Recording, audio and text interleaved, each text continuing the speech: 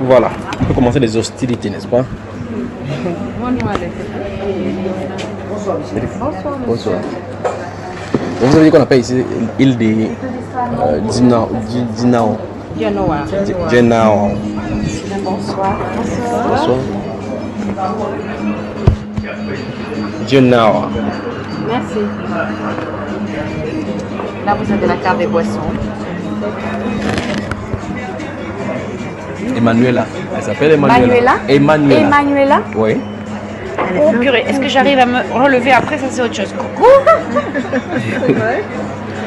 Bonjour.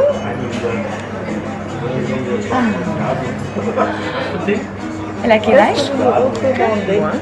4 mois. Vous avez envie de viande ou de poisson? Vous voulez pas regarder déjà un peu la carte avant que je vous conseille? Poisson ou crevettes? Alors tout ce qui est crevettes, c'est dans les entrées, hein, pas...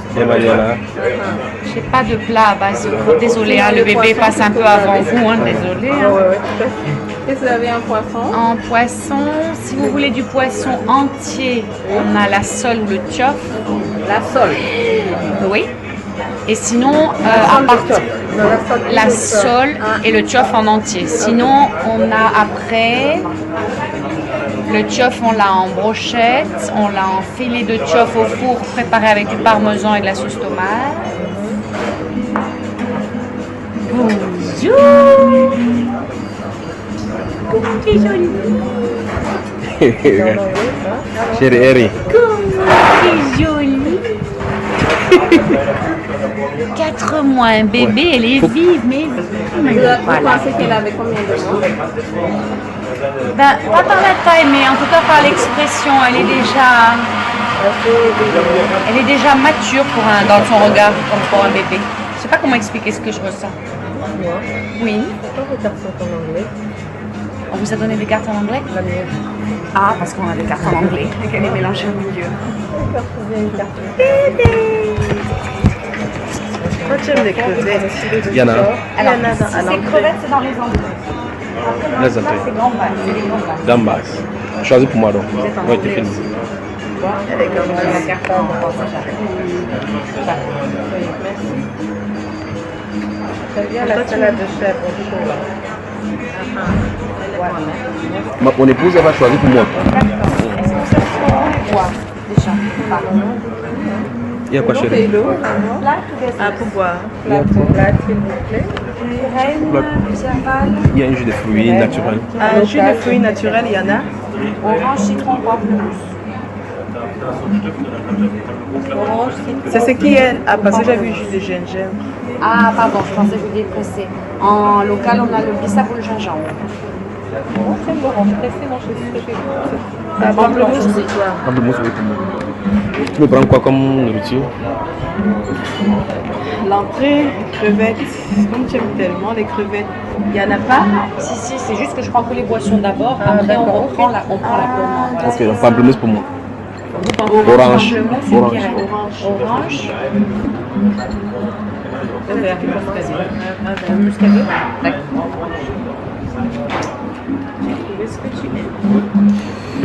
Alors, en attendant les scarabées avec les vins blancs et autres là, on peut commencer les hostilités. On commence par quelle question? Qu'on avait entamé. Par rapport au sacrifice. Voilà. Donc, une fois de plus, comme nous sommes à la fête de Tabaski, c'est ça non? Tu n'as pas lancé ton enregistrement. Et pour mieux enregistrer, c'est mieux de couper la connexion parce que si on t'appelle là, ça va couper. Il faut mettre en mode avion. Parce que moi, le téléphone est coupé. Au Cameroun, on ne peut pas m'appeler déjà pour commencer. Je suis entièrement livré au Vindic populaire à Dakar.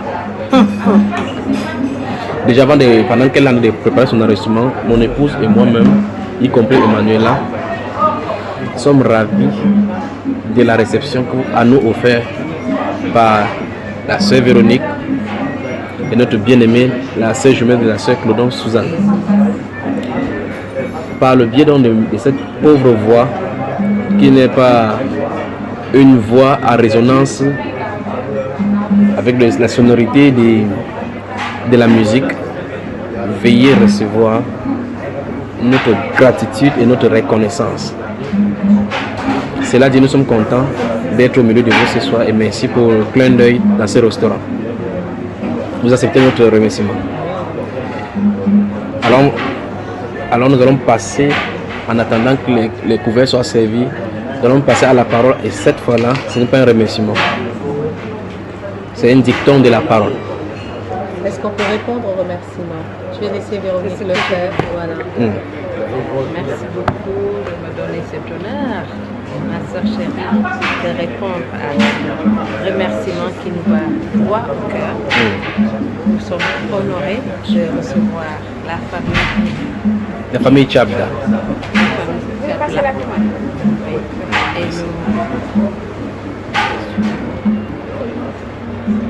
Tu suis ici? Je laisse le temps de prendre la commande pour nous continuer. Tu es contente. Elle est contente. Oui, Elle est contente. Oui. Tu vois, elle-même elle exprime sa joie. Ah oui. N'est-ce pas? Ben voilà. C'est comme ça que mon Ouais. fils est à la porte. Vous entendez là, Emmanuela, là, qui elle-même, elle est contente d'être à Dakar au Sénégal. Voilà.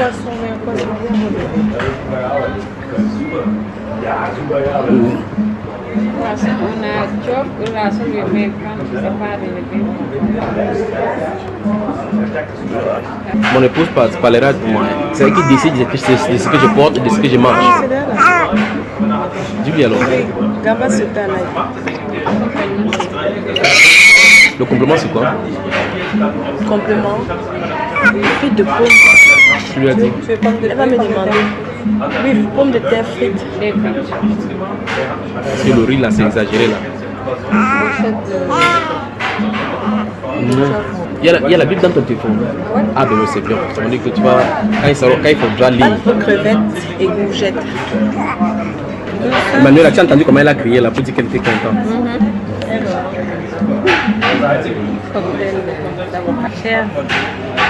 Chers amis, vraiment, c'est nous qui sommes très très contents de ce moment, de cette journée, de tous ces instants que nous sommes en train de partager avec vous. Et ce jour-là, nous sommes aujourd'hui le 22 août. Le 22 août, oui. 2018. 2018. Rappelez-vous bien de cet instant. Ouais. À Dakar au Sénégal. Gravé dans nos cœurs, Amen. gravé dans nos esprits. Ce 22 août 2018 ne ressemblera plus à un 22 août qui va venir après ou qui est passé.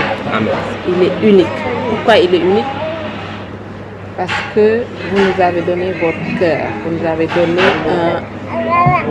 d'entrer à nouveau, de naître de nouveau en Christ. C'est pour ça, c'est un 22 août particulier, c'est un 22 août magnifique vraiment dans tous les sens. Amen. Je parle avec beaucoup d'émotion parce que Mimi, je l'aime beaucoup, je la respecte beaucoup et elle me le rend de façon particulière. Donc ce soir, surtout qu'on est avec votre fille qui d'ici quelques années sera encore témoin de ce jour puisque on va la voir grandir, elle va nous voir grandir en Christ et ça va être vraiment très magnifique. Donc merci, merci, merci du fond du cœur. Que Dieu continue de mettre ses saintes mains sur votre vie de couple, votre vie de fidèle, de disciple de Jésus-Christ. Amen. Merci. Merci. Merci beaucoup. Mimi, tu veux... Non, tu veux la parole, tu n'as rien à rajouter, tu as tout dit. Alors moi, ce que je pourrais compléter, c'est que dire merci pour moi, c'est, en tout cas vous dire merci, c'est banal. C'est pas à la hauteur de ce que j'ai dans le cœur et de ce que vous me donnez l'opportunité de changer dans ma vie, de peut-être d'impacter les gens qui sont autour de moi. Et je sais qu'il y aura un impact, quoi qu'il arrive. Je vous remercie parce que moi je suis en quête de vérité. Parfois je le taquine un peu en disant que mais j'aime ça. J'espère juste pouvoir, et puis avec Véronique, continuer Écoutez les anciens. à marcher dans la sainteté, continuer à voir que Dieu nous donne de pouvoir mettre en pratique ce qu'il nous demande. Amen. Voilà, c'est l'espoir que j'ai. Et puis, il n'y a que Dieu qui peut vous remercier. Qui vous remercie à la hauteur de ce que vous nous avez donné. Voilà. Et on sait que c'est par sa grâce, tout va au Seigneur. Mais il les a passés, vous avez été un outil. Donc, cela se répercute sur vos enfants, sur votre descendance. Il profite aussi pour retransmettre cette même bénédiction à ceux qui ont rendu ceci possible. Parce que, comme vous avez constaté, le Seigneur suscite des gens dans le monde entier qui payent les billets de notre déplacement chaque fois. Et donc, ces âmes que vous êtes et que le Seigneur permet qu'on touche, n'a été possible que comme nous sommes déplacés. Et nous sommes déplacés également grâce à eux. Donc, puisque le Seigneur s'est souvenu d'eux et bénit chaque personne qui a permis que nous soyons là. Donc, nous sommes seulement les instruments, chacun pour sa part, chacun à son niveau. Enfin, fin de compte, toute la gloire revient au Seigneur Jésus. C'est là dit Genèse chapitre 22.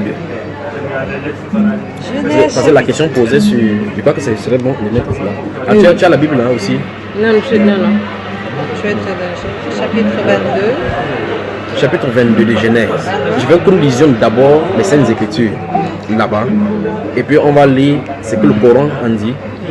Et on va entamer le sujet. Parce que là, aujourd'hui, nous fêtons la Tabaski, qui est l'immolation, la fête de l'immolation.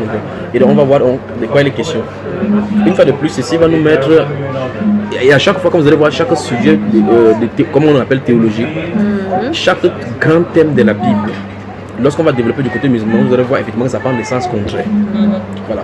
Chapitre 22, verset 1 à 5. Alors, après ces choses, Dieu mit Abraham à l'épreuve et lui dit: Abraham, il répondit: Me voici. D'accord. Après ces choses, Dieu mit Abraham à l'épreuve et lui dit: Abraham, et il répondit: Me voici. Dieu dit: Prends ton fils, ton unique, celui que tu aimes, Isaac, va-t'en au pays de Morija, et là offre-le en holocauste sur l'une des montagnes que je te dirai. Voilà, il veut qu'on lise encore la phrase là où il a désigné le nom de la personne. Prends ton fils, ton unique, oui, celui que tu aimes, oui, Isaac, oui, va-t'en au oui, pays de Morija, oui, et là offre-le en holocauste sur l'une des montagnes que je te dirai. Donc voilà, maintenant. Donc ici, de façon claire, Dieu dit, et gardons toujours à l'esprit que la Bible est avant le Coran. C'est une ancienne histoire, c'est l'histoire de la Genèse, de la Genèse du monde ici. Nous sommes au chapitre 22. Nous pourrions rentrer dans les précédents chapitres pour savoir de quoi il est question. L'antagonisme entre la naissance, avant la naissance d'Isaac, la naissance, comment est venue la naissance d'Ismaël. C'est que Dieu a dit par rapport à Ismaël. Maintenant, nous nous trouvons ici parce qu'il faut qu'on voie d'abord que le Coran et la Bible parlent de ces sacrifices-là dans le sens contraire. Ici, donc, je vous pose la question, il s'agit de qui qu'on doit sacrifier? C'est Isaac? Et qui est en train de parler? Dieu, Seigneur. C'est le Seigneur Dieu lui-même qui parle. Maintenant, continuons l'histoire. Abraham se leva de bon matin, sella son âne et prit avec lui 2 serviteurs et son fils Isaac. Oui. Il fendit du bois pour l'holocauste et partit pour aller au lieu que Dieu lui avait dit. Oui. Le 3e jour, Abraham, levant les yeux, et vit le lieu de loin. Et Abraham dit à ses serviteurs: Restez ici avec l'âne, moi et le jeune homme, nous irons jusque-là pour adorer et nous reviendrons auprès de vous. Abraham prit le bois pour l'holocauste, le chargea sur son fils Isaac et porta dans sa main... Une fois qu'on a précisé quel est ce fils-là. Oui. Isaac. Oui. Et porta dans sa main le feu et le couteau. Ils marchèrent tous deux ensemble. Donc ils étaient 2, pas 3. Et d'après l'histoire, Abraham a laissé à quelques encablures du lieu d'adoration ses serviteurs. Et ils se sont aventurés à 2. Lui, Abraham et Isaac. Continuons. Alors Isaac, parlant à Abraham, son père, dit: Mon père. Et il répondit: Me voici, mon fils. Isaac reprit: Voici le feu et le bois. Mais où est l'agneau pour l'holocauste? Voilà, parce qu'ils se partent adorer. Ils savent que l'adoration est faite avec un sacrifice. Oui, qu'est-ce qu'Abraham répond? Abraham répondit: Mon fils, Dieu se pourvoira lui-même de l'agneau pour l'holocauste. Voilà, donc on voit effectivement que quand vous comprenez l'histoire biblique, hier quand nous parlions, j'ai expliqué que Dieu dit des choses en annonçant les choses qui sont en train de venir. Ici, ici il est question de la conversation de deux prophètes, prophète Abraham et Isaac. Il se pose la question comment on va faire pour pouvoir adorer sans sacrifice. C'est ça. Et Dieu dit, il va se pouvoir. Regardez bien, on ne dit pas Dieu va pouvoir. On dit Dieu se pouvoira. Voici la première mention pour se pouvoira. Ça montre que Dieu lui-même viendra comme agneau. Il dit Dieu se pourvoira. Lui-même. Lui encore. Oui. Abraham répondit, mon fils, Dieu se pourvoira lui-même de l'agneau pour l'Holocauste. Vous avez vu cela? Donc ici, il annonce l'agneau qui est censé être immolé. Mais ici, ils vont sur la montagne pour faire un geste prophétique. Après avoir lu cela, on va voir qui est Isaac et en quoi il est un représentant, un type même du Seigneur Jésus. Et on va voir maintenant qu'en réalité, non seulement il y a de cette discordance avec le sacrifice d'Ismaël, parce que ça ne peut pas être parce que le sacrifice d'Ismaël n'annonce rien. Parce que Dieu ne fait pas quelque chose tout simplement pour ça. Il le fait pour un but bien précis. Maintenant, nous avons compris donc qu'il s'agit d'Isaac. Dans le verset 2, il dit prends ton fils, ton unique. Il ne précise pas, il ne dit pas prends ton fils unique. Or, s'il prend ton fils, il dit ton unique. Il continue celui que tu aimes. Il n'a pas tout simplement dit prends ton fils unique. Parce que s'il dit là, bon appétit. Si Abraham dit gardez l'esprit avec la nourriture, merci pour le restaurant du coin de Tinoquoise qui nous accueille. S'il dit prends ton fils unique, ça pose problème parce qu'à cet instant, il a de parler là, Abraham a 2 enfants. Absolument. Parce que Ismaël est des supérieurs de 13 ans à Isaac. À 13 ans quand même. Oui, 13 ans. Ça dit que c'est après 13 ans. Ismaël, pamplemousse pour moi. Merci. Donc, Ismaël, Je pense que c'est pour madame. Ismaël a 13 ans quand Isaac naît. Donc, nous comprenons que si Ismaël a 13 ans à la naissance d'Isaac, ici, ces garçons-ci parlent déjà. Parce qu'on parle du jeune homme. Ça veut dire qu'il va s'approcher, ou bien plus ou moins la vingtaine, ou bien supérieur à 20, ou bien inférieur un peu à 20. Parce qu'ici, il parle déjà. D'accord?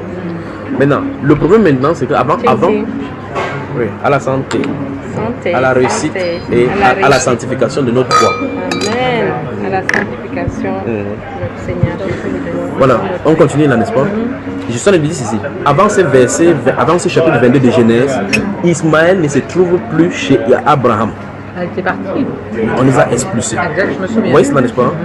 Il y a donc tout autour de ces histoires-ci beaucoup de choses qui sont discordantes par rapport aux musulmans. Parce que l'histoire de la Kaaba, où les gens vont faire le Hajj maintenant, ils essaient de raconter que, enfin, on peut lire ça dans le Coran, que c'est Ismaël, que c'est Adam, c'est sorti. D'autres disent, d'autres légendes, ce sont les légendes musulmanes, que c'est sorti du ciel, c'est parce qu'il y a une représentation de cette Kaaba aussi au ciel. Et Abraham aurait restauré cela avec son fils Ismaël. N'est-ce pas que vous comprenez? Alors, Abraham, dans l'histoire, on ne voit nulle part Abraham aux environs de l'Arabie. Parce que la Kaaba se trouve en Arabie Saoudite.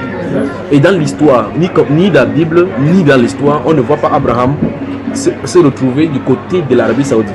On parle de lui en Haute, en Chaldée, on parle de lui en Mésopotamie, on parle de lui à Canaan où il a marché, fait le tour parce que Dieu devait donner ça en descendance. Mais jamais dans la Bible ou mieux dans l'histoire, on ne voit pas Abraham de proche ou de loin là-bas. C'est uniquement la source coranique qui dit que la Kaaba a été restaurée par Ismaël et par Abraham son père. Or, depuis le chapitre 16, 15, 16 et autres là-bas, depuis le chapitre 14, Abraham s'est séparé de son fils en l'éloignant. Parce que la Bible est claire, le fils de la femme esclave n'héritera pas avec le fils de la promesse. C'est pour ça qu'il y a cette intervention entre Ismaël et Isaac. Mais dans le plus grand, c'est ceci. C'est que les musulmans mentent en disant que Ismaël et Abraham ont construit la Kaaba, ont restauré la Kaaba du moins. Ismaël et Abraham. Or, ici, on voit effectivement qu'il y a eu une séparation avec Abraham. D'accord? Et la suite de l'histoire continue seulement avec Isaac, jusqu'à ce qu'il meure, il passe le relais à Isaac, et que Dieu continue avec Isaac maintenant. L'autre chose, c'est le Coran essaie de coller à Ismaël le titre de prophète. Tout à l'heure, nous allons voir pour le cas d'Ismaël. Alors que la Bible ne l'appelle jamais prophète. Ils sont deux. Il y a Isaac, il y a Ismaël. Isaac est prophète, Ismaël ne l'est pas. Isaac lui-même aura 2 enfants, les jumeaux, Jacob et Ésaü. Jacob est prophète, et Ésaü n'en est pas. Donc au titre, c'est pour ça que le Mohammed n'est pas un prophète au titre de la Bible, au même titre que les autres prophètes. Or, ils collent les prophéties à n'importe qui. Ils appellent n'importe qui prophète parce qu'ils essaient de s'y coller pour pouvoir greffer leur authenticité sur celle de la Bible. Voilà. Cela dit, on résume d'abord avant d'avancer. Dans Genèse 22, il est question du sacrifice d'Isaac. Et nous allons voir dans la suite que Isaac, comme un fils unique, Jésus-Christ est appelé fils unique. Pas fils unique du fait qu'il serait unique à son père, pas du fait de la prééminence du choix de Dieu. Parce que fils unique, d'après le Seigneur, ne veut pas dire que c'est l'unique enfant. Voilà. C'est par rapport à la prééminence du choix souverain de Dieu pour pouvoir faire une œuvre. Alors la Bible déclare, Dieu a tant aimé le monde qu'il a donné son fils unique. Or, quand on dit fils unique, on parle du Christ là. Or, avant Christ, Adam était appelé fils de Dieu, Seth était appelé fils de Dieu. Donc, si on dit fils unique et qu'il y a d'abord eu des fils avant Jésus, ça suppose qu'on ne parle pas de fils en termes de nombre, mais en termes de la prééminence du choix du souverain du Seigneur.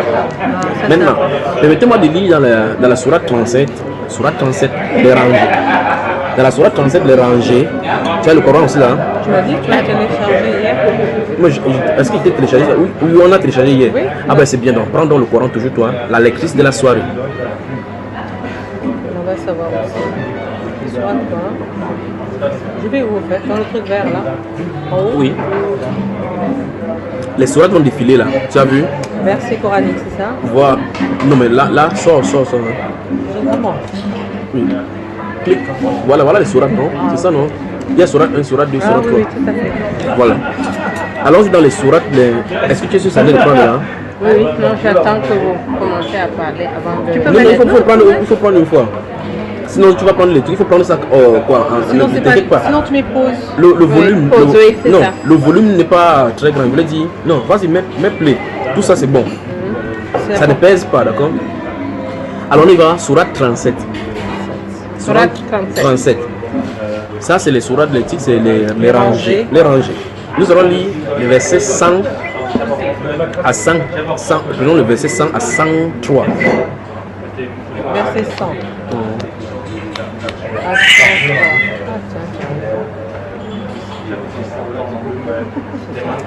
Oui.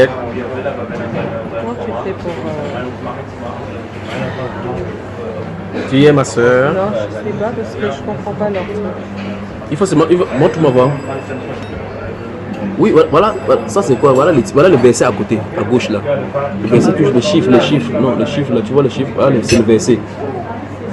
Celui-là, là? Oui, le chiffre rond là, à gauche là, c'est le verset 4. Ah, donc 4, tu continues. très bien, d'accord. Et tu dis verset combien? Prenons le sourate 37, verset 100 à 103. Lisons. Parce qu'en fait, ce qui nous intéresse, c'est la sourate, le verset 102.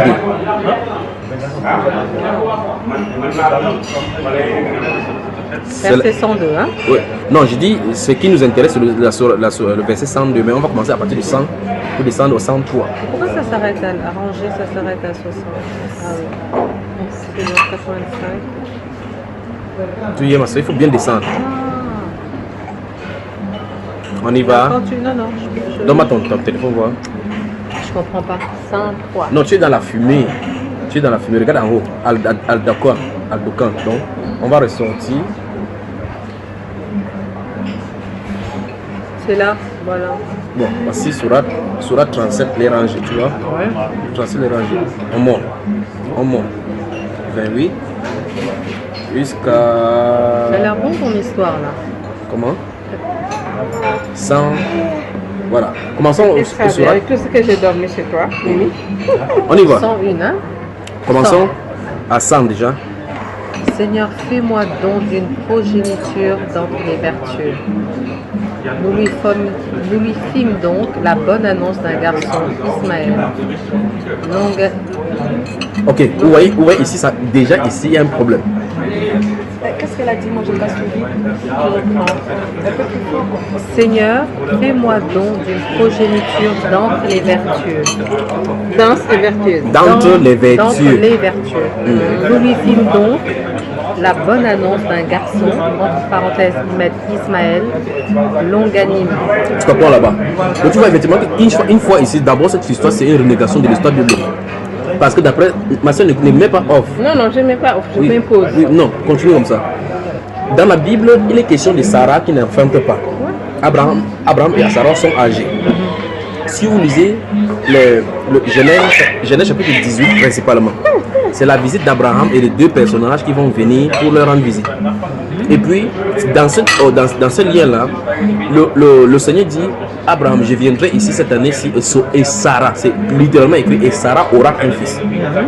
Donc, la promesse, d'après la Bible, la promesse est faite à Sarah. Par conséquent, c'est l'enfant qui viendra de Sarah qui sera l'enfant promis. Par la suite, maintenant, quand cet être-là ira, Sarah, dans l'histoire de Genèse chapitre 18, Sarah se trouve dans la cuisine, derrière la tente. Elle a entendu comment ce monsieur-là parlait.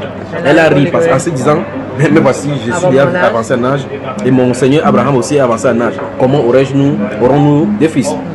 Et c'est d'où vient le mot Isaac, parce que Isaac veut dire ri, il rit. Parce qu'on dit Sarah a ri. C'est pour ça que le nom de l'enfant Isaac veut dire ri. Maintenant, comme Sarah a ri, le Seigneur était face à face à Abraham. Il dit pourquoi Sarah a ri. Quand Sarah est venue maintenant à leur présence, il a dit je n'ai pas ri. Il dit pourtant tu as ri. Elle a même menti, la femme. Les femmes. Elle a menti devant le Seigneur. Le Seigneur parle à Abraham en disant qu'elle a ri, elle dit qu'elle n'a pas ri. Pourtant elle a ri. Mais plus tard donc, puisque la patience, comme tu parlais de l'impatience, le temps d'attendre que cette manifestation vienne à l'œuvre, elle se disait que non, c'est sûr que c'est pas la servante. C'est là où elle pousse la servante Agar entre les bras d'Abraham, d'où vient la naissance d'Isaac. Donc sur cette base, vous voyez effectivement que Ismaël, pardon, merci. Donc vous voyez que le Coran dit que Abraham avait prié pour demander un fils d'entre les vertueux et nous lui fit don. Ismaël n'est pas un don donné par Dieu, mais Ismaël même c'est le signe même des doutes des femmes. Ismaël. Parce que c'est à cause des doutes de la promesse de Dieu qu'Ismaël est venu du monde. Maintenant plus tard, Sarah va tomber enceinte. Il y a une antagonisme maintenant entre les fils là et puis Sarah se fâche et dit à Abraham de chasser cette servante et sa femme. Nous sommes d'accord. Alors d'après donc, vous voyez, avant qu'on arrive au niveau du sacrifice. Ils ont compris, hein? Oui. Tu as senti. Oui, ils ont compris. Avant qu'on arrive donc au niveau du sacrifice, vous voyez effectivement que l'histoire commence à être faussée là. C'est ça. On continue. Mais c'est ça un encore, oui. Alors, nous lui fîmes donc la bonne annonce d'un garçon, Ismaël. Donc d'après le Coran, chapitre 37, verset 101, il y a un mensonge parce que le don que Dieu a fait à Abraham par rapport à l'enfant, ce n'est pas Ismaël, c'est Isaac. Continuons. Puis quand celui-ci fut en âge de l'accompagner, Abraham dit, ô mon fils, je me vois en songe en train de t'immoler. Oui. Vois donc ce que tu en penses. Ismaël dit, ô mon cher père, fais ce qui t'est commandé. Tu me trouveras, s'il plaît à Allah du nombre des endurants. Continue, verset 103. Puis quand tous deux se furent soumis à l'ordre d'Allah et qu'il l'eut jeté sur le front, voilà que nous l'appelâmes Abraham. Je ne comprends pas. Continue. Tu as confirmé la vision, c'est ainsi que nous récompensons les bienfaisants. C'était là certes l'épreuve manifeste, et nous le rançonnâmes d'une immolation généreuse. Et nous perpétuâmes son renom dans la postérité. Oui, bien sûr. Paix sur Abraham. Ainsi récompensons-nous les bienfaisants, car il était de nos serviteurs croyants. Verset 112. Nous lui fîmes la bonne annonce d'Isaac comme prophète d'entre les gens vertueux. Continue. Et nous le bénîmes ainsi que Isaac. Parmi leurs descendants, il y a l'homme de bien et celui qui est manifestement injuste envers lui-même. Et nous accordons certes à Moïse et à Aaron des faveurs, et les sauvâmes ainsi que leur peuple. Non, là maintenant, tu vois, on est quitté d'Abraham à Moïse, loin, l'avait Aaron. Alors qu'après Abraham, il y a Isaac, il y a Jacob, il y a les 12, il y a le problème de l'histoire de Joseph, ainsi de suite. Il y a au moins 1500 ans. Ils viennent de sauter là, ça fait 1500 ans qu'ils ont sauté. Mais tu as entendu ce que Cheikh Hadia propose? Oui. C'est une synthèse. Non, ça, c'est pas une synthèse. Parce que cette histoire, ça va revenir encore quelque part dans notre Coran. Le Coran, donc, c'est un peu comme quelqu'un qui a déménagé. Il a ramassé les choses du salon, les choses de la cuisine, les choses de derrière, les choses de la douche, venir verser quelque part. Il va falloir maintenant fouiller pour classer chaque chose à son endroit. Vous comprenez ce que je dis, n'est-ce pas? Voilà, c'est ça le Coran. Maintenant, le verset 102 nous dit que l'histoire des sacrifices d'Isaac, l'histoire des sacrifices dont on trouve dans la Bible, c'est plutôt celui d'Ismaël. Et vous voyez effectivement clairement ici que vous ne pouvez pas concilier les deux. Parce que c'est que les musulmans sont perpétués en vertu du fait que Abraham a voulu immoler Ismaël. La Bible explique clairement qu'il s'agit d'Isaac. Et le Nouveau Testament vient parler encore de cela. par rapport au sacrifice d'Isaac. Parlant d'Isaac, parce qu'Isaac était un fils promis. Il fallait que le fils vienne par parole. De la même façon, Christ était la parole parlée. Maintenant, rentrons dans Genèse. Genèse,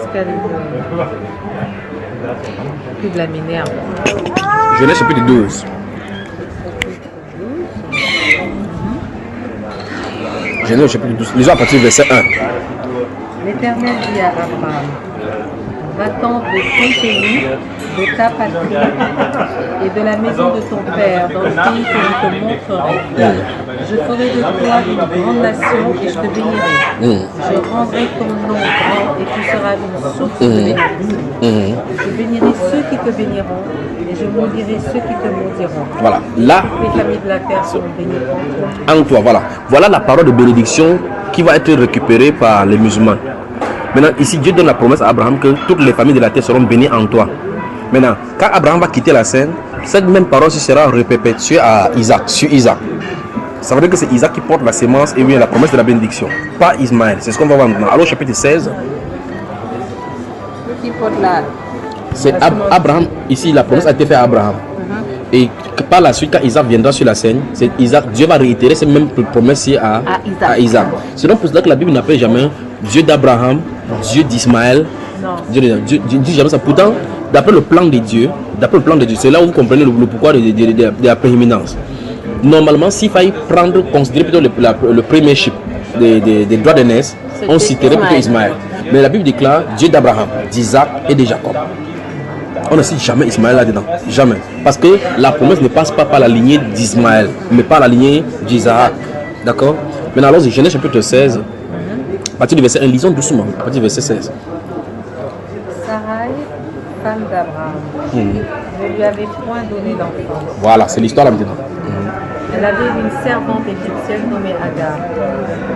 Et Sarai dit à Abraham, voici, l'Éternel m'a rendu stérile. Viens, je te prie, vers ma servante. Peut-être aurai-je par elle des enfants. Abraham écouta la voix de Sarai. Alors Sarai, femme d'Abraham, prit Agar, l'Égyptienne, sa servante, et la donna pour femme à Abraham, son mari.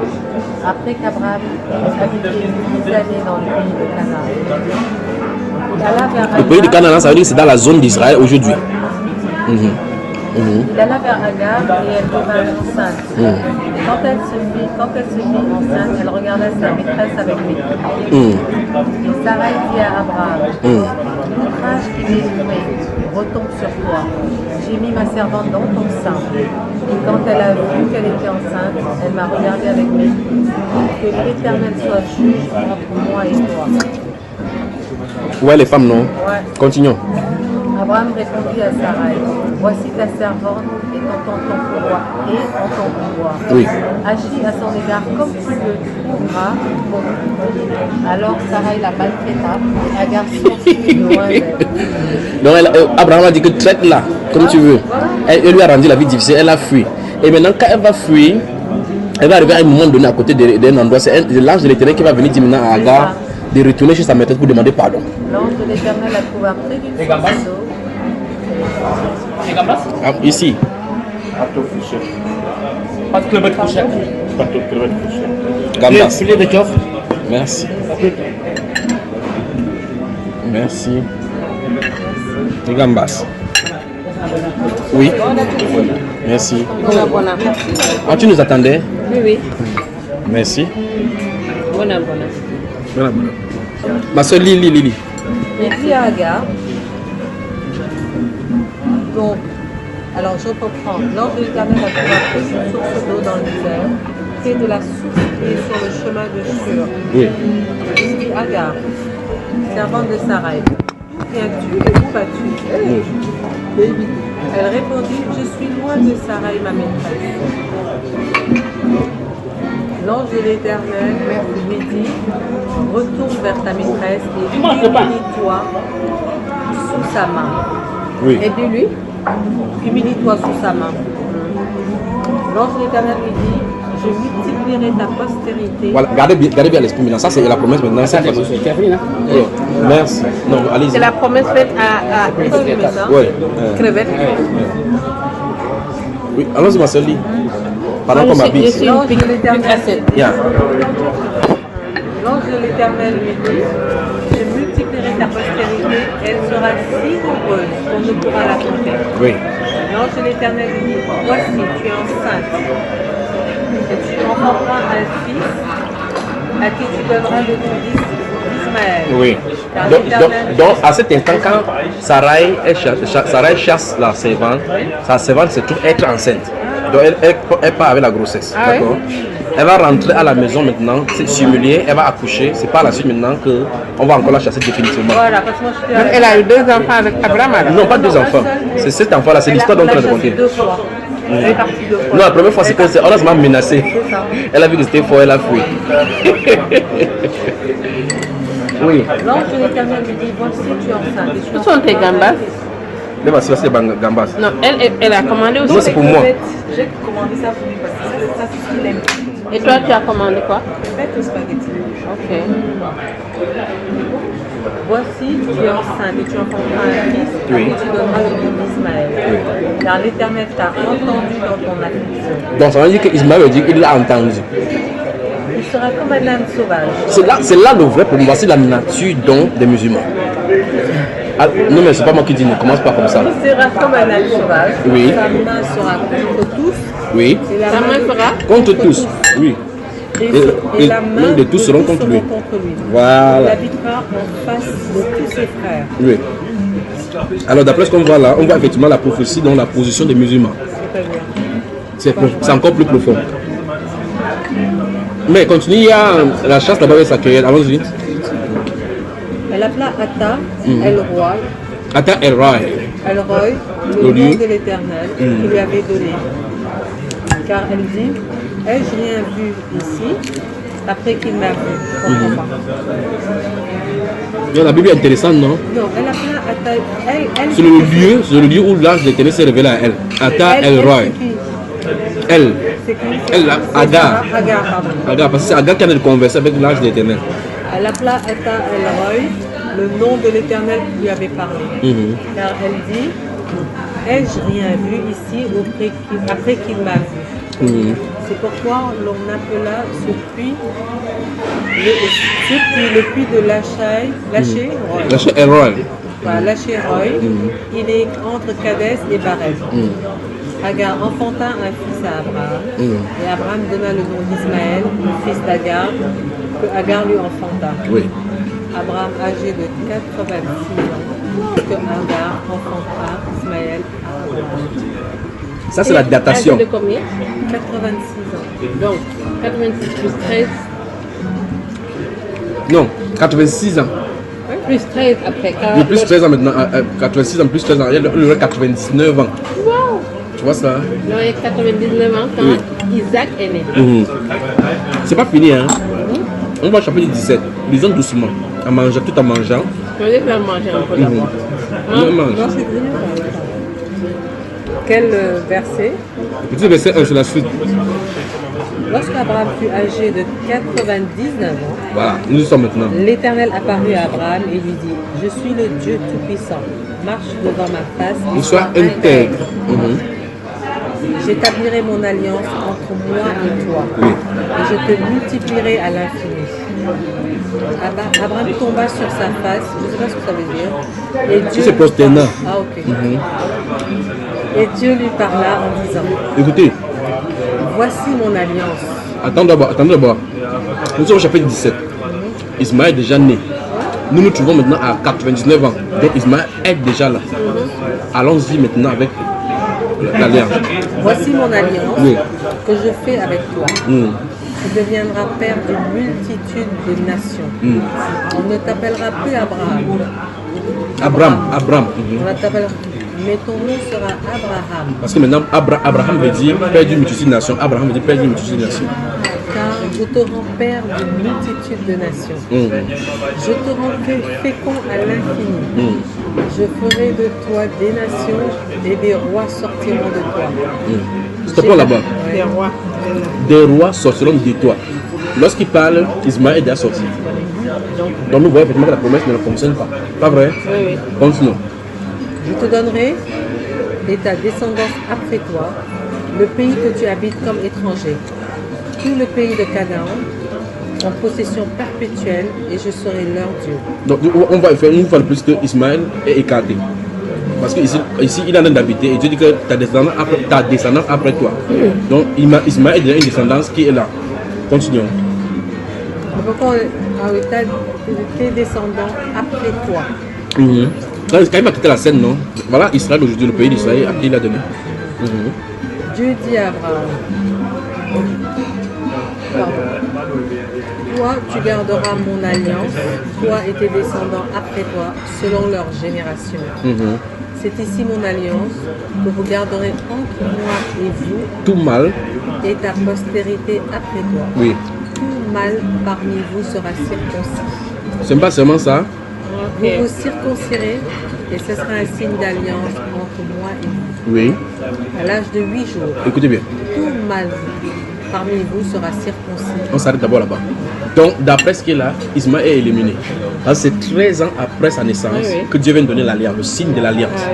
Donc, ça veut dire que c'est le fils qui a l'alliance, qui a les promesses et qui a la certitude d'être dans la lignée. Or, Ismaël a déjà 13 ans. En fait de compte, c'est ces jours-là même qu'Ismaël sera circoncis. Or, c'est après donc, la première personne qui reste, même pas Abraham ne respecte pas cette alliance, parce que lui, il a dit, tous ses serviteurs mâles, comme on va voir par la suite, seront circoncis. Ismaël y compris, c'est circoncis à 13 ans. Alors que Israël et Isaac sera le premier à être circoncis à 8e jour. C'est lui seul qui entre dans l'alliance. Donc, seul Isaac respecte l'alliance de Dieu. Et par conséquent, il entre dans l'alliance. Continuons, ma soeur. Alors, à l'âge de 8 jours, tout mal parmi sera circoncis selon vos générations. Qu'il soit né dans la maison, qu'il soit acquis à prix d'argent de tout fils d'étranger, sans appartenir à ta race. Donc d'autres personnes en réalité. Oui. On devra circoncire celui qui est né dans la maison et celui qui est acquis à prix d'argent. Et mon alliance dans sera, les esclaves. C'est ça. Et mon alliance sera dans votre chair, une alliance perpétuelle. C'est pour ça qu'on parle de la circoncision des plus. C'est l'alliance, oui. Donc, vous voyez effectivement que la majorité des musulmans ne sont même pas circoncis, ils ne se circoncisent pas. Qui? Les musulmans. Circoncis? Ils ne se circoncisent pas pour raison médicale, pas pour raison de la Bible. Parce que ce n'est pas prescrit chez eux. Alors, allons-y. C'est une prescription. Un mâle incirconcis qui n'aura pas été circoncis dans sa chair sera exterminé du milieu de son peuple. Il aura violé mon alliance.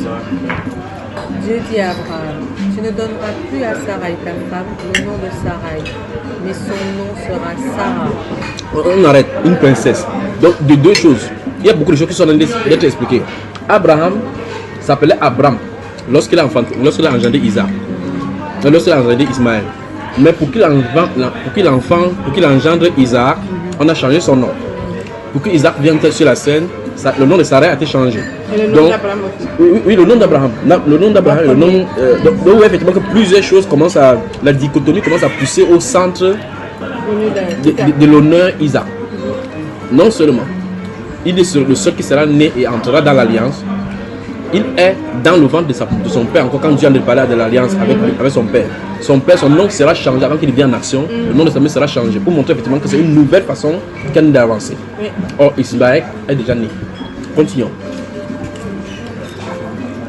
Je la bénirai et je te donnerai d'elle un fils. Oui. Je la bénirai. Oui. Et elle deviendra des nations, des rois de peuples qui sortiront d'elle. Voilà. Donc, voilà la promesse clairement. On dit qu'ils sortiront d'elle. Maintenant, vous allez voir que dans la Bible, on n'a pas fait de promesse à Sarah, à Isaac, comment ça s'appelle, Agar. Non, ok. C'est Sarah qui a pris la servante pour mettre la balle de son propre gré. C'est ça. Isaac, comment il s'appelle, Ismaël, est venu selon la volonté et l'impatience d'une femme pour perturber la famille. On répond pas à la provocation. On ne répond pas à la provocation. Continuons à faire. Abraham tomba sur sa face, il rit et dit en son cœur, mettrait-il un fils à un homme de 100 ans? Et Sarah, âgée de 90 ans, enfant. Elle avait 90 ans quand Oui. Isaac est né. Oui. Tout est possible. Enfanterait-elle? Et Dieu dit, Abraham dit à Dieu, oh, Ismaël vive. devant ta face. Attendons. Dans cette conversation, on voit effectivement qu'Abraham lui-même a douté. Abraham a douté.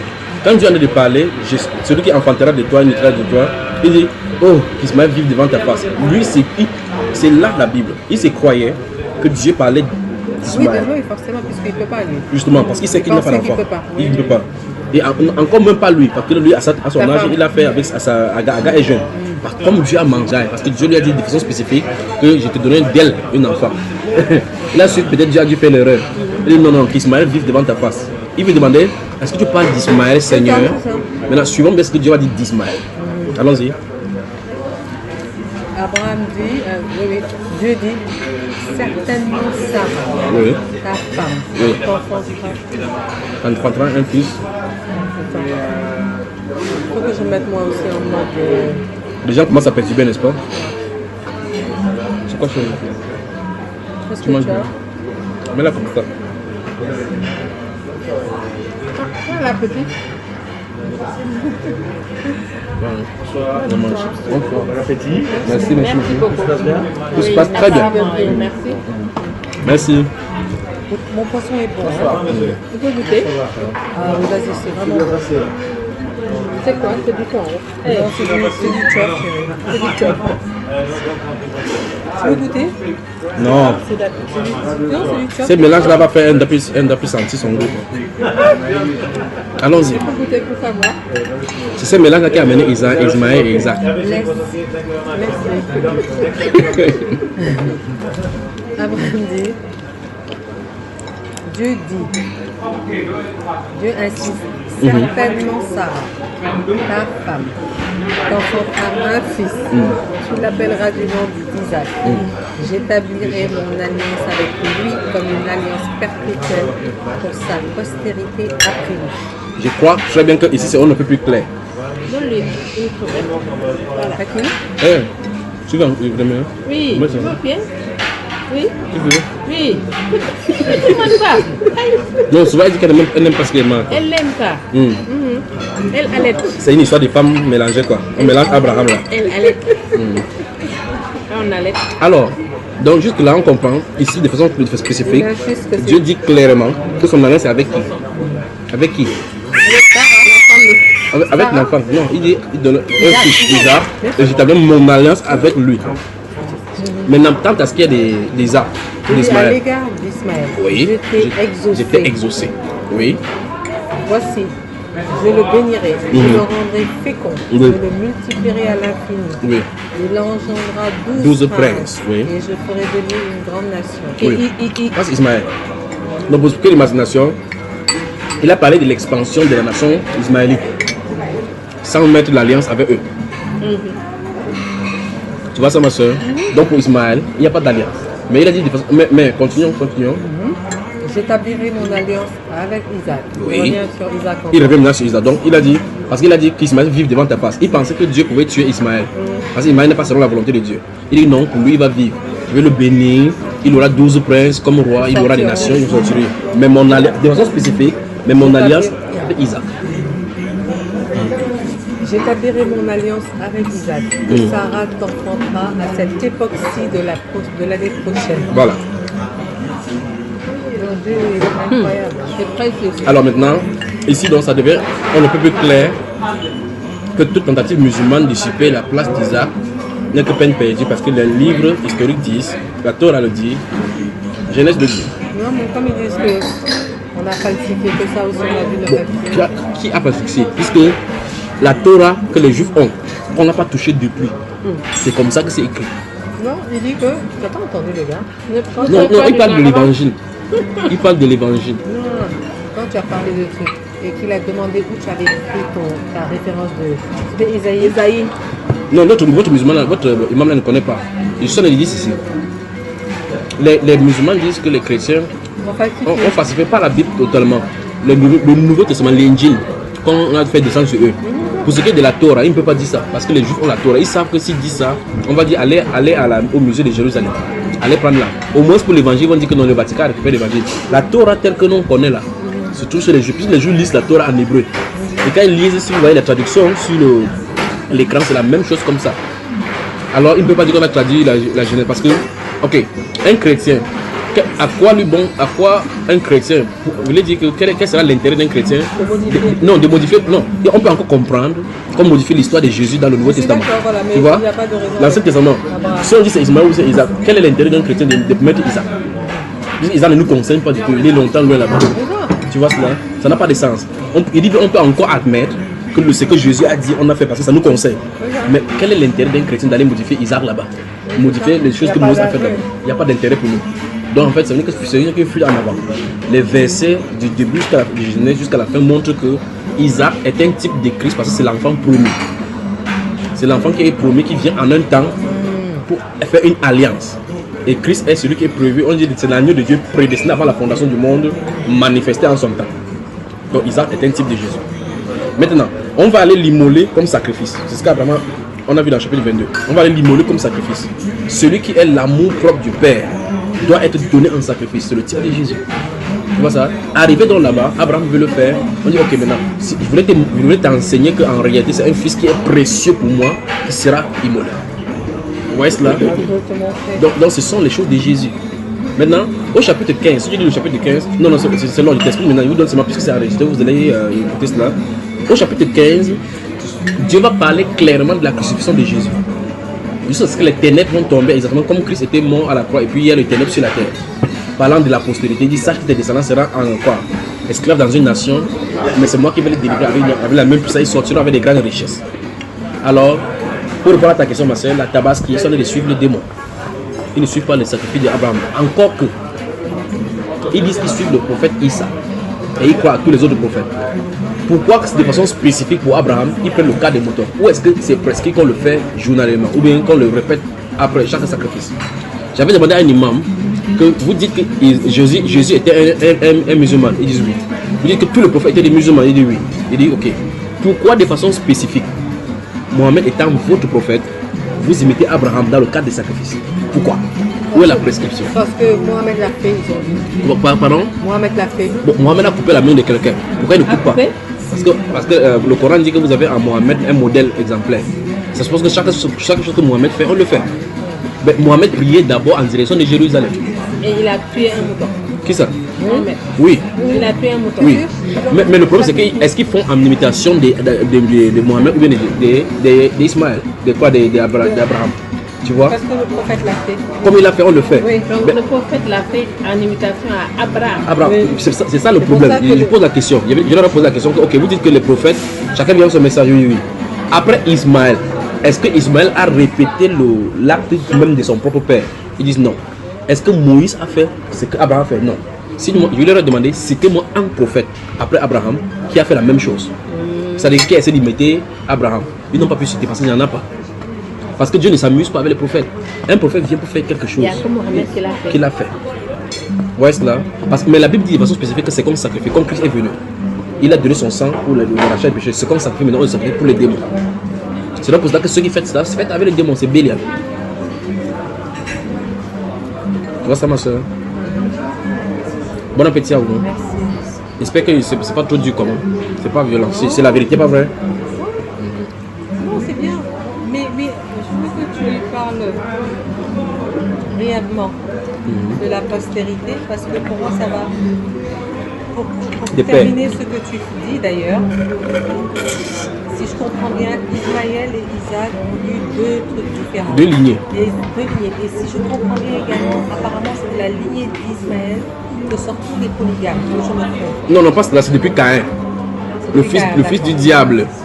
Que quoi est sorti? Le polygame. Tous les polygames. Toute notre mauvaise nature là. Caïn, c'est le fils de qui? De Lucifer. Comment Lucifer? C'est ce que la Bible enseigne.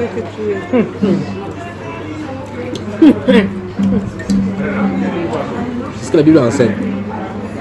D'accord. Donc le vrai problème maintenant c'est que... Mais tu sais, excuse-moi de te couper. Quand j'écoute les musulmans, quand ils te disent pourquoi Satan a... D'ailleurs, j'ai besoin de savoir pourquoi les fameux anges déçus dans Lucifer, c'est lié au fait que Dieu avait demandé à Lucifer de se prosterner devant Adam. Ça c'est l'histoire coranique. Voilà, c'est ça. Mais on a des histoires totalement différentes. C'est pour ça qu'il dit, chaque fois que nous allons avancer. Dieu a demandé à aujourd'hui. Eux, ils appellent ça quoi? Bon, voici ce que le Coran enseigne par rapport à cela.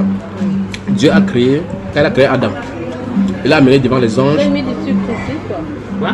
Du sucre, c'est un peu sucré. C'est Non, parce que là, c'est le sucre avec le miel. C'est la sauce avec le Vous miel. avez mis du sucre et du miel. Non, il n'y a pas de sucre. Non, c'est du miel. C'est du miel. Poisson, ma chérie. C'est ça qu'on a fait la sauce. Hein. C'est avec du miel. Moi, ta monnaie? Je veux mon poisson. Il peut continuer. Pas de sucre blanc. Donc d'après le Coran, Pas de sucre blanc. tu vas prendre le chicken. Sucre blanc. Tu parles de sucre blanc. Du sucre blanc. Sucre net, du miel. Continue. Alors, mes soeurs, Oui, vas-y. d'après le Coran, après que Allah ait créé l'homme, Prends le pain là. après qu'Allah ait créé l'homme, il a amené l'homme vers les anges. Il a appelé l'homme avec les anges. Il a demandé aux anges de donner le nom aux animaux. Ils n'ont pas pu donner. Ils ont dit que c'est à toi seul que tu saches.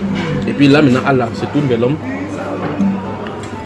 Il se tourne vers l'homme et demande les noms des animaux. Et là, l'homme donne tous les noms des animaux, de toutes les choses qui arrivent sur la terre. Les anges étaient étonnés. Et maintenant Allah demande aux anges de se prosterner devant l'homme. Vous voyez, c'est un problème déjà. Que Dieu demande qu'on se prosterne devant une autre personne alors que lui, il est Dieu. Et c'est Allah qui dit par la suite que à Allah seulement la prosternation, l'exclusivité. Tous les autres anges sont prosternés sauf Iblis. Iblis, regardez le mot Iblis. Oui. Et Iblis va se dresser contre Dieu en disant que lui, il est fait de feu, à partir du feu. Et celui-ci est fait à partir de la chair, à partir de la terre. À partir de l'argile, est-ce qu'il va se prosterner là? Avec son orgueil, donc là maintenant, il sera précipité. Donc d'après l'histoire coranique, voilà là où Satan est entré. En réalité, on ne parle pas de péché dans le monde. Et lorsque vous lisez le péché maintenant, on dit effectivement que les premiers associateurs, c'est Adam et Ève. Et on dit qu'il fut parmi les perdants. Vous voyez cela, parmi les perdants. On se pose la question, si Adam et Ève étaient les premiers associés et qui à cet instant-là sont parmi les perdants, on se pose la question, qui sont les êtres où se joignent Adam et Ève pour être les perdants? Or, la Bible explique tout autre chose, que Dieu leur a pardonné et leur a donné un autre habit. Donc Dieu les a restaurés. Vous voyez cela, n'est-ce pas? Autrement dit, l'histoire de la chute du monde, biblique est différente totalement. C'est donc pour cela que l'annonce du rachat pour le péché n'a pas de sens pour les musulmans. Mais c'est ça, l'histoire de la chute du monde. Oui, c'est-à-dire comment le péché entre dans le monde. Comment le péché entre dans le monde? Non, Par la jusqu'à Bible. présent, je n'ai Par pas. la Bible. Si on reste littéralement dans la Bible, Oui. on dit qu'il y avait un arbre que Dieu avait interdit à l'homme de manger. D'accord. C'est vrai que le Coran fait allusion à cela, mais c'est pas ça qui est le problème. Le problème, c'est qu'ils étaient là associés d'abord avant. D'accord. Ils étaient d'abord les associateurs. Il dit d'après l'histoire coranique. Mais d'après la Bible, c'est à la désobéissance de l'ordre que Dieu avait donné de manger cet arbre-là qui a amené la chute. Mais pour le Coran, le problème commence depuis avec le fait que le système ne s'est pas prospéré. Voilà. Et donc, vous voyez effectivement que les histoires sont différentes. Incroyable. Incroyable. Il dit, je recommence encore, chaque grand thème de la Bible que vous allez aborder, les musulmans vont dans le sens contraire. Et par conséquent, le Coran et la Bible ne peuvent pas être la source d'une même et même personne. C'est tout. Si on avait assez du temps, on pouvait toucher le mot Allah pour montrer effectivement que Allah, en réalité, c'est une divinité qui existait avant. Une divinité, le Dieu lune, qui était prêché à la Mecque depuis l'époque sumérienne. C'est donc pour cela qu'ils ont l'insigne de la lune tout autour, là-bas au-dessus. De la même façon comme les catholiques ont le soleil.